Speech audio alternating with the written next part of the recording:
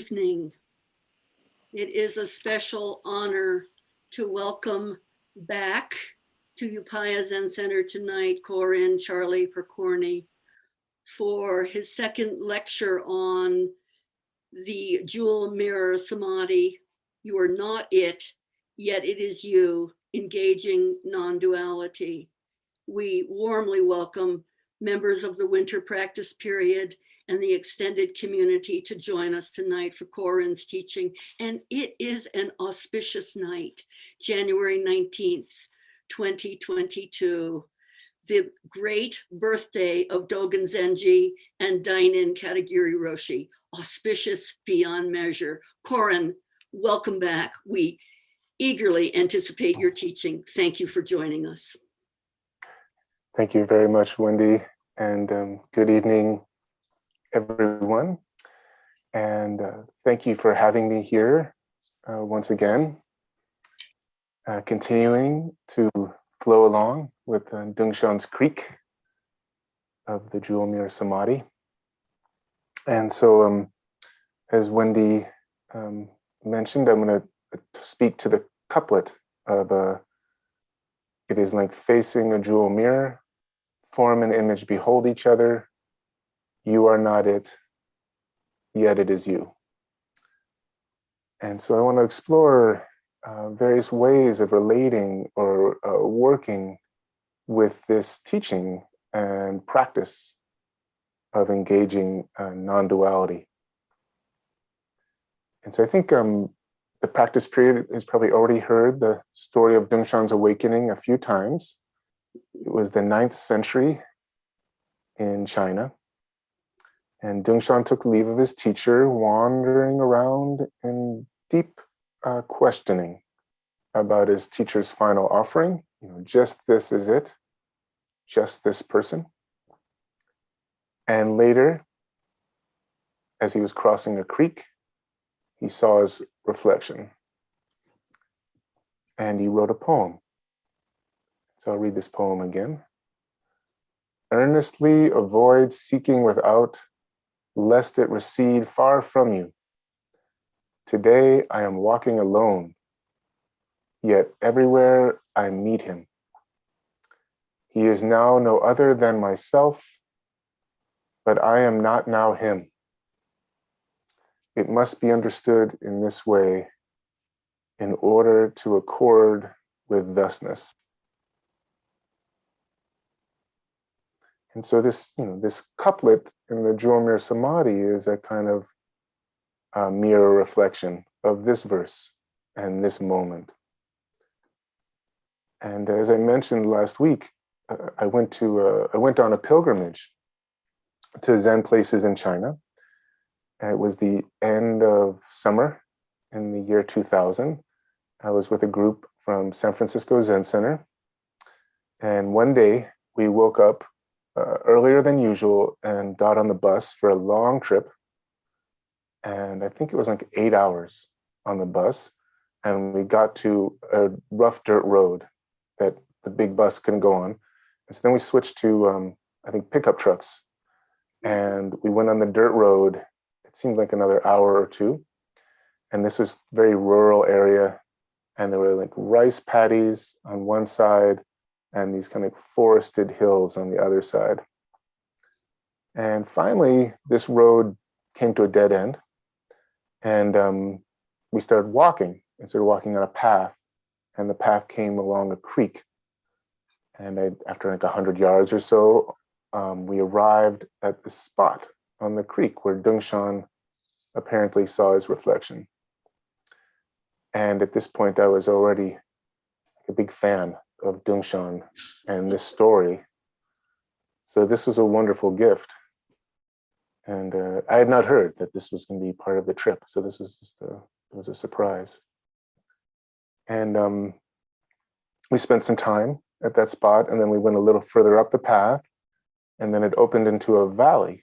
And then a little further into the valley is where Dongshan founded his monastery, and that was still there. And as far as I could tell, this path was the way to access this valley and this monastery. And for me also, this was like a deep feeling think, what a treasure it can be, to practice in a kind of remote place, surrounded by nature, and like no big roads, no big machines.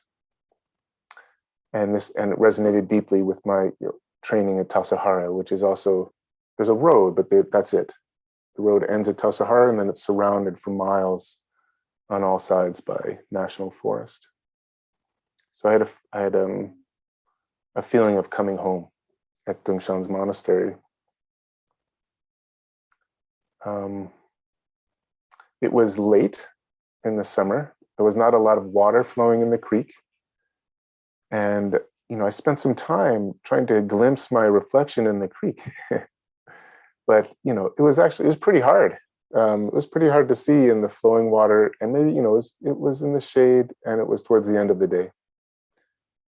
And, the tree cover, may have been different 1,200 years ago. And, maybe if there was more water in the creek, there might be like little pools or something. But in any event, I appreciate this experience because I think it can help clarify something about the mirror part of this jewel mirror samadhi. And so the common way that mirrors and like reflective surfaces are invoked in Buddhist contexts are, being like a mind or an awareness that's still or settled. And so it clearly reflects reality. So when the mind is disturbed, like stirred up water or water flowing along in a creek, it does not reflect clearly. But when the mind is calm and pure, it can reflect like a perfectly still pool of water. It can reflect clearly and accurately.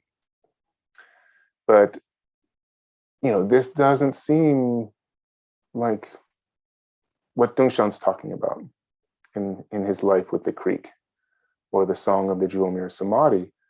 Dongshan's awakening with his reflection is not about a crystal clear image, but it's about non-duality. So in the poem, he is now no other than myself, but I am not now him. And in the song, you are not it, yet it is you.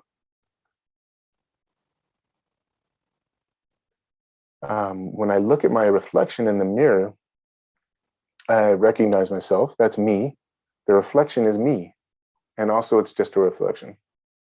It's not me. So I see myself in the mirror, but I know I'm here and not over there. Or I can see myself in a creek, but I'm not wet. And a reflection in a mirror or a creek can be a kind of somewhat conceivable embodiment of non-duality. The reflection of me, it's me and it's not me. So a kind of conceivable demonstration of an ungraspable truth. And so I don't hear in this a sense of purifying or calming the mind so it can reflect better, but realization. So realization of you are not it, yet it is you. And that's not a state of mind. It's about the non-dual life of any state of mind, body and heart. And also want to bring up here just like, that when, I think this idea that of reality, so we have emptiness, and one of the ways Dogen talks about this is the different ways beings experience water, based on their karma. So celestial beings see water as jewels. People in the world see it as what we think of as water. Hungry ghosts see it as pus and blood. Fish see it as a palace. This is the teaching. And you might want, well, who has the true view of water? Who gets the reality of water? And emptiness is that there's no true view. There's no water out there that somebody has the real take on. There's no essential reality that could be apprehended. And this is part of why there's no end to inquiry and no end to ongoing liberation from thinking my experience is reality. And so this is the realizational practice. You know, whether I'm working with a crystal clear reflection in perfectly calm water or a blurry muddle, you know, in a shading flowing creek, you know, there can be realization.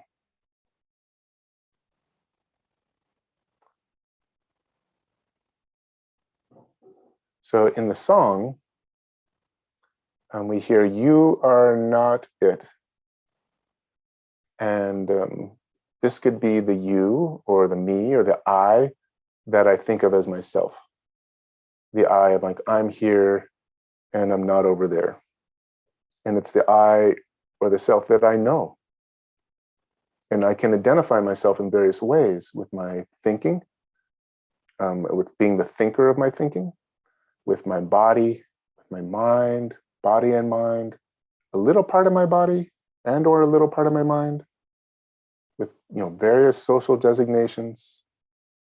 I can become identified with my possessions, with my loved ones, and so on. And this identification can shift and change because we're not any of those things. We're a process, we're an activity. And this identification is itself an activity and a process. So I'm a process, and part of my process is a deep tendency to not see myself as a process, to see myself as a thing. But still, it's all just process. And so this is a, you know, you are not it. That's the you. And then the it, you know, could be the Dharma of thusness, you know, true nature, Buddha nature, ultimate truth. So there's this fluxing process of identification. You are not it is then pointing to how, like, the practice is not in identifying this self that I know and feel as me with it, or thusness, or Buddha. It's not blurring into oneness. So realization is not an act of identification. You are not it.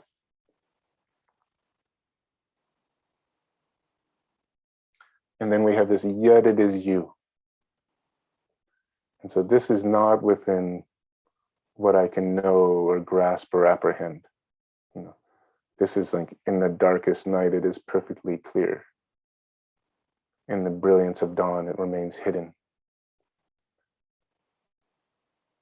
So my reflection is me. My reflection in the mirror, in other people, and everything I encounter is me. And this is the truth or reality of connection and relationship. And the water I experience is not something separate. You know, I'm happening with the water.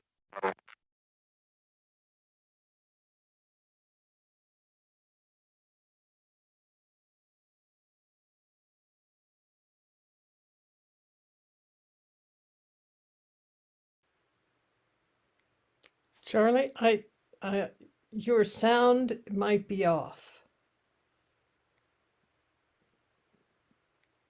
I'm not sure. No, still can't hear. I wonder if it's our side. No, I can't hear him either. We don't want to miss a word. What Ah, about that? This is now back to the computer microphone. Great, thank you. Has it been inaudible for a while? Not too long. Maybe 3 sentences. Okay, sorry about that. Well, I think I'll just go back a little bit. That the water I experience is not something separate. So I happen with the water, and the water happens with me. And this is like, you know, my reflection is me. My reflection in the mirror, in everything I encounter, is me. And so then together we have this, you are not it, yet it is you. And we have an expression of non-duality. Or sometimes we say not one, not two. So you are not it, not one, yet it is you, not two. And so non-duality affirms how we happen in relationship, how we're not separate, how we truly belong in the world. And non-duality affirms that we're distinct, unique, individuated beings. So I'm not the whole universe, and I'm the whole universe, realized as this person. Or like with the snow, the silver bowl, and the heron in the moonlight, neither the same nor different. And I would say the way I also relate to this is like a spirit of inquiry weaving through, you are not it, yet it is you. You are not it, yet it is you. So it kind of, engaging with non-duality in this way. You are not it, a field of inquiry. Yet it is you, a field of inquiry. And they're feeding each other and intertwining. And so non-duality in our practice is not a static thing, but alive with constant circulation. The truth keeps on escaping. Reality constantly flows. I recently came across a kind of a theory about why pirates wear eye patches, if this is something they actually did, which I guess is that's another question. But if they did wear eye patches, there's this idea that maybe it wasn't because they'd all been hurt in the eye, but that especially in attacking another ship, that they needed one eye adapted to light of day to engage on deck, and one eye adapted to darkness so that when they went below deck, they didn't have to wait for their eyes to adapt to the conditions in the dark. So going below deck, they could switch the patch and be ready for action. And so I felt this resonance with this potential practice of pirates, of this one eye for engaging and inquiring in the light, and one eye for engaging and inquiring in the dark. And switching the patch from side to side, intertwining, you are not it, yet it is you. And so it's a two-sided expression. And if I start getting comfortable and make a nest in one side, the other side's always there to give me a little poke, to help me see my grasping. So each can address, an imbalanced apprehension of the other. And together, inseparable and not finally resolved or reconciled, or if they're resolved, becoming unresolved again. And so I feel encouraged by this to allow a two-sided living inquiry to breathe and circulate through practice.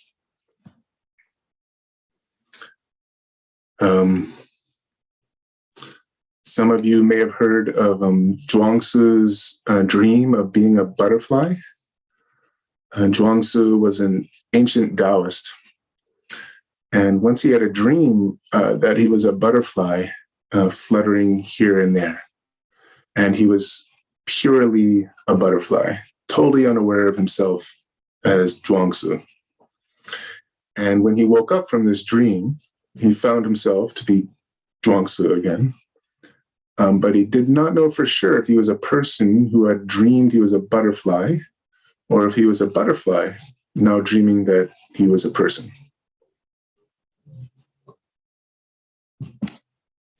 So having a dream of a butterfly, might be looking at my reflection in the creek. And, you are not it. And a butterfly having a dream of me might be my reflection in the creek looking at me.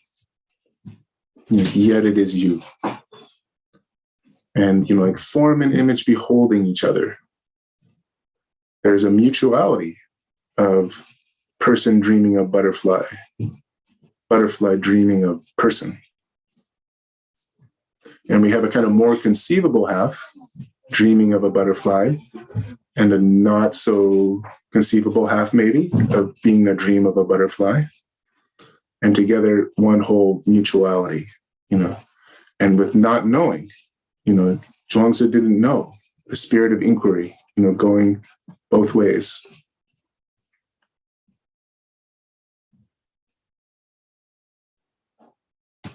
So yet it is you is like this subjective self that I know, that I think of as me, being a reflection or a dream of the me reflected in the creek, or the me in the creek with the trees and the shade and the sky and the path and the grasses and the rocks. So the it is all inclusive. Or the butterfly that's dreaming of me is all inclusive. And what is this butterfly?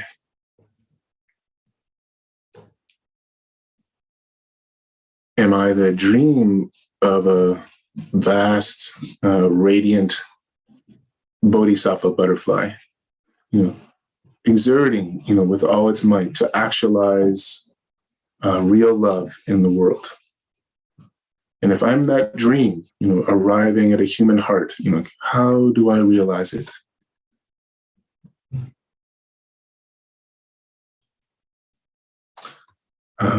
The life of the whole self is not something I can know, but it actually is me. It has dreamed me up. Dogen talks about dreams.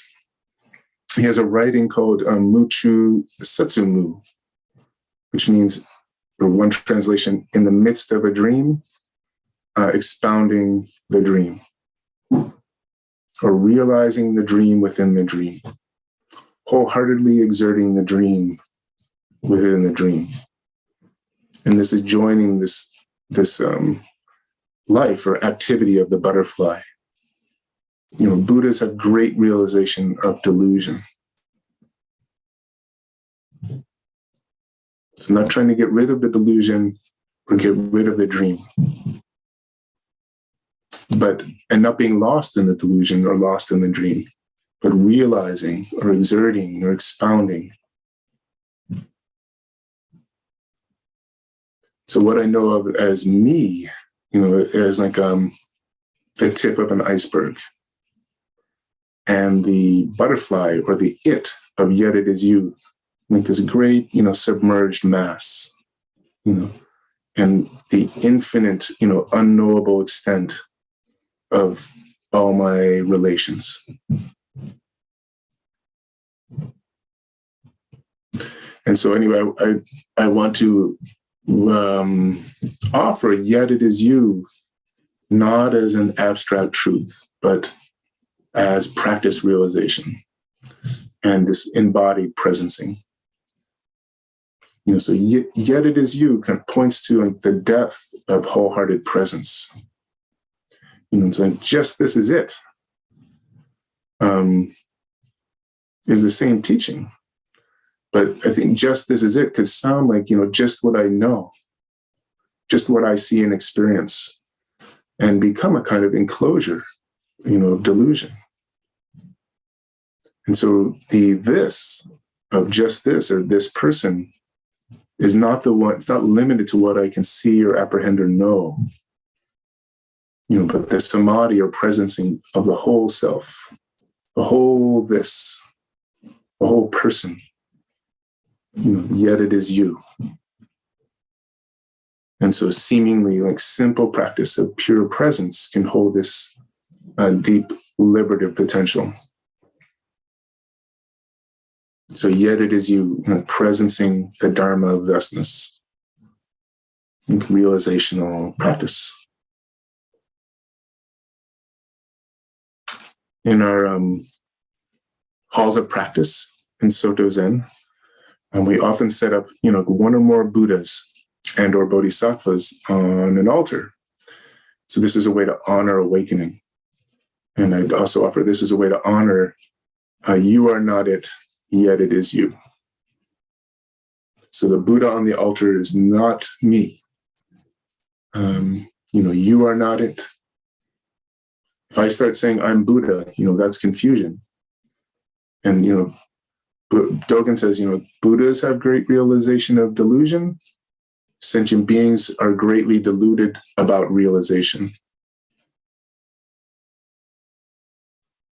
So the altar is a mirror or a creek, and form and image behold each other. You are not it, yet it is you. So I bow to the Buddha. Bowing to the Buddha, I am not it. And there is a yet it is you. Bow. In intimate response. An ungraspable, all-inclusive bowing. And part of the power or potential of ritual action is how much a bow, can embody, or how much sitting upright can embody and enact. So as I bow to Buddha, inquiries intertwining, through I am not it, yet it is me. These two fields of liberative inquiry. And, the life of engaging constructs, showing up fully in terms of identity, and the life of releasing constructs and, freedom from static identification.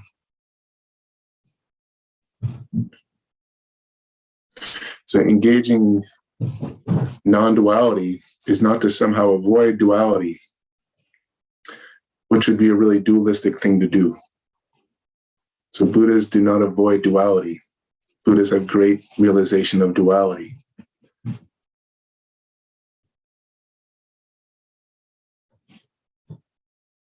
Non-duality is actually, it's kind of, as a term, it's sort of a little bit fighting against itself, because it sounds like it has this non in it, which is a prefix of dualistic opposition.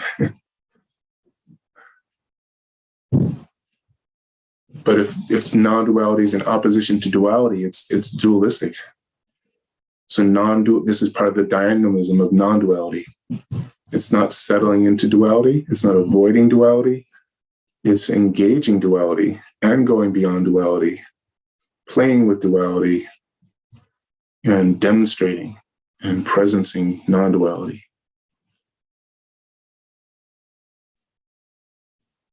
You are not it can be like when I feel like I'm the agent of my thinking. And what I'm thinking is always so interesting because I'm thinking it. It's mine. It's the me. It's me doing me. And this yet it is you is this, it's my thinking of what's happening. The thinking of me and the room and the light and the sounds and the temperature and the sensations and all of you, myriad causes and conditions giving rise to this thinking. That's not really my thinking. It's just happening in my awareness. And this is like non-thinking or Buddha's thinking or realized thinking. That doesn't settle into avoiding thinking or into getting involved with thinking. Just engaging thinking, going beyond thinking, playing with thinking.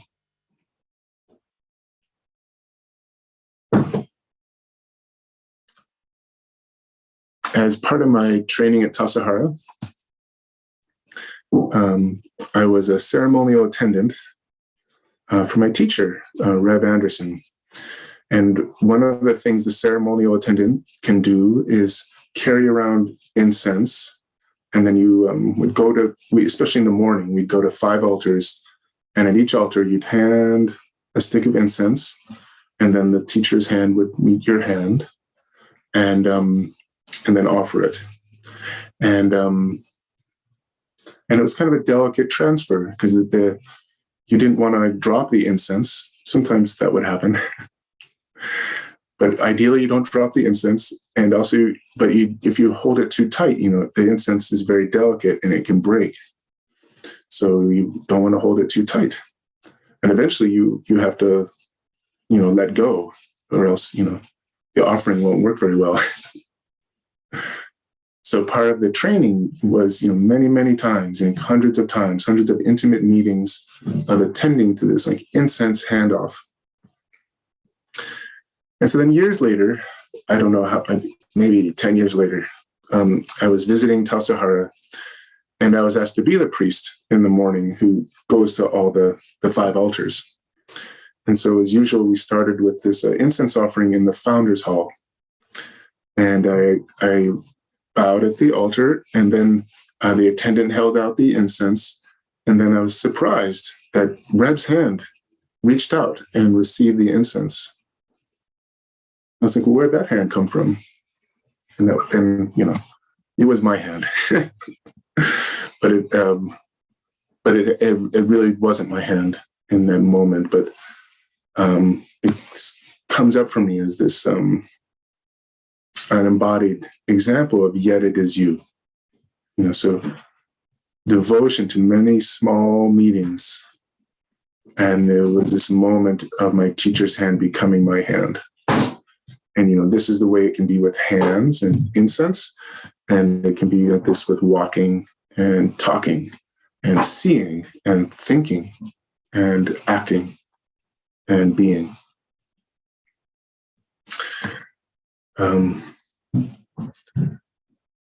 One of the ways I look at this is as a white person in the United States. And I feel yet it is you in terms of the importance of clarifying and reckoning with the history of racism and white supremacy in this land. A history that's shaped me deeply. It's like when I don't look at my conditioning in a culture that deeply upholds white supremacy, I perpetuate it. I might deny it. My conditioning might have denied it, but it still does it. And so then I can participate in structures that perpetuate suffering and injustice. And so I feel supported by yet it is you, to take responsibility for this like iceberg of my cultural conditioning. And I can also feel supported by you are not it, in that I didn't choose my conditioning. I didn't do my conditioning. I've been shaped by it, so now I'm responsible for it. And so just as I can kind of get puffed up, grasping like I'm Buddha, I could get deflated or diminished in shame or guilt or self-hate if I grasp my conditioning or identify, with historical legacies of deep harm.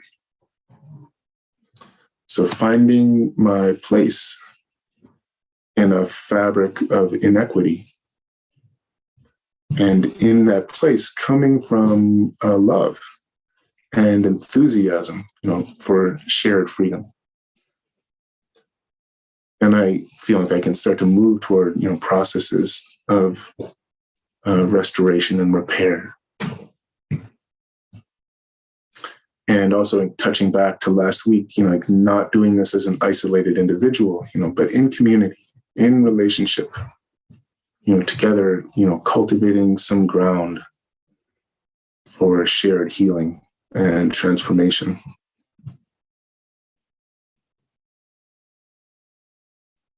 And so driven by the Bodhisattva vow, the spirit of inquiry is always moving towards integration or more inclusiveness, or deeper and broader deliberative encounters with the suffering of self and others. And just as we bow to Buddhas and Bodhisattvas, we can bow to each other. In Tassajara, one of the practices we had was we bow to each other every time we passed on the path. So bowing to each other, we're mirroring each other. And we're mirrors for each other.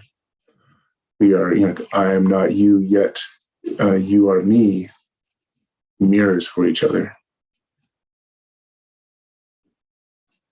The intersubjective mutuality of beholding each other.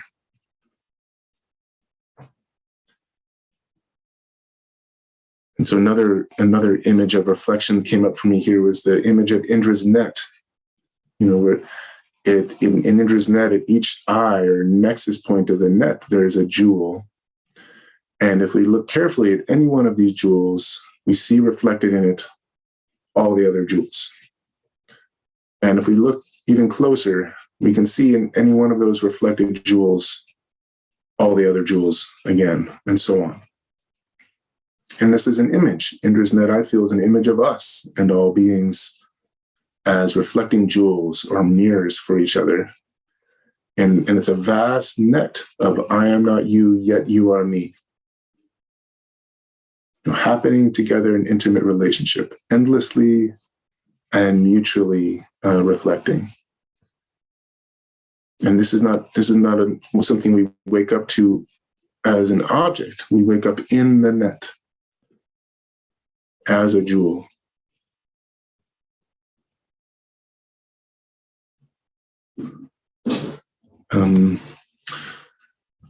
Another ancestral Creek story that resonates for me with Dongshan's story is Dogen.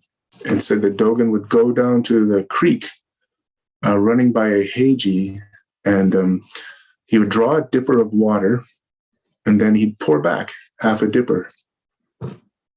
And I'm feeling this as an embodied reflection of Dongshan's encounter with the creek.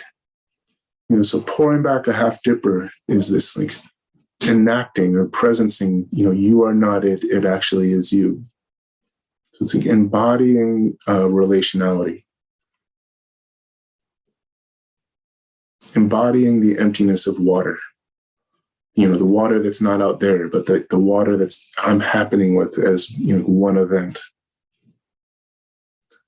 And pouring back a half dipper as a way of like doing, you are not it, yet it is you. Or the creek becoming me and me becoming the creek. And we can engage anything we do as the intimacy of pouring water into water. And bowing, Zazen, and daily doings. And pouring myself into the world pouring itself into me. And breathing and being breathed.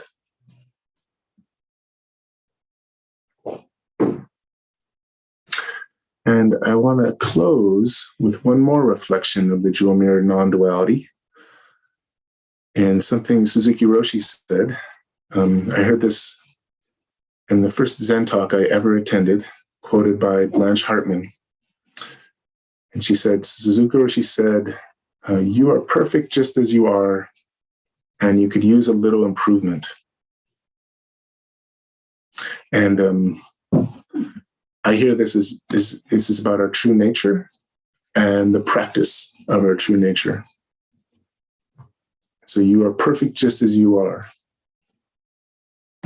Or yet it is you. Or, we are perfect, and how we're perfect is like a dynamic, all-inclusive, changing wholeness. Or how this heap of imperfections perfectly belongs here. Or it's like Buddha sitting under the Bodhi tree and touching the earth. Unconditional belonging. The universe didn't make a mistake just with me. So being home. And then there's this, you could use a little improvement. So, you are not it. And I feel something alive in this.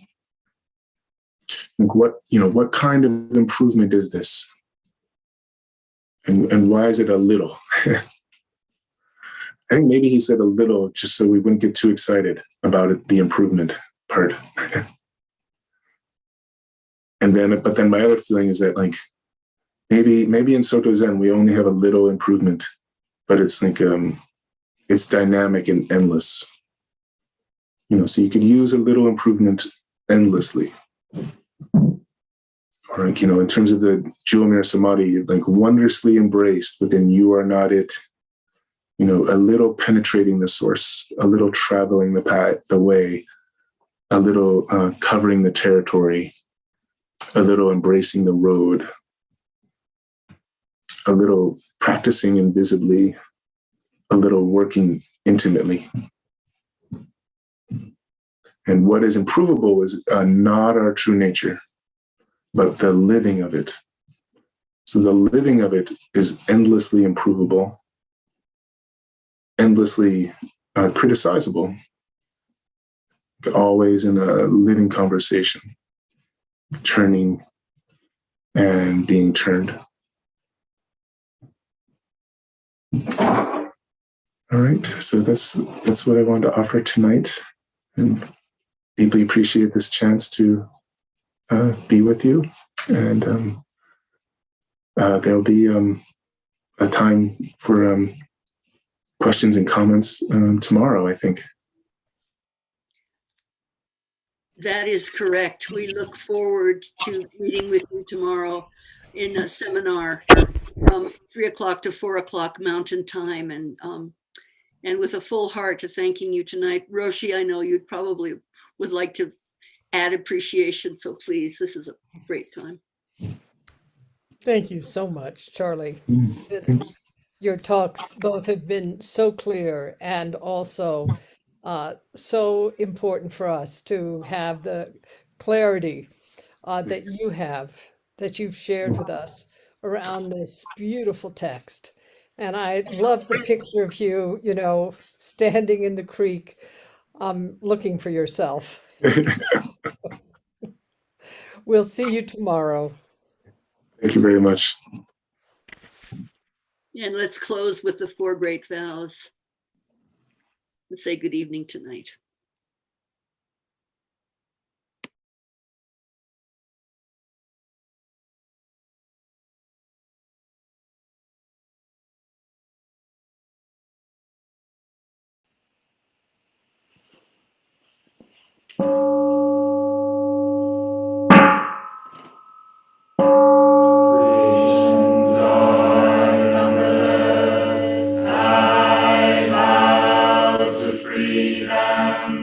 Delusions are inexhaustible. I vow to transform them. Reality is boundless. I vow to perceive it. The awakened way is unsurpassable. I vow to embody it. Creations are numberless. I vow to free them.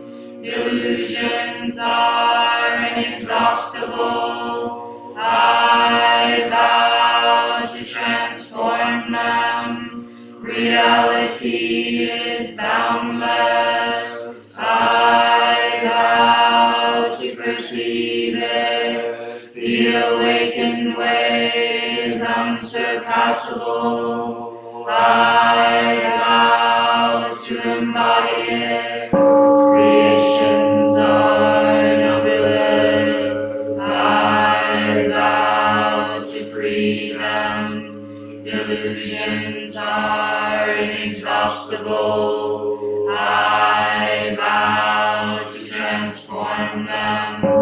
Reality is boundless. I vow to perceive it. The awakened way is unsurpassable. I vow to embody it.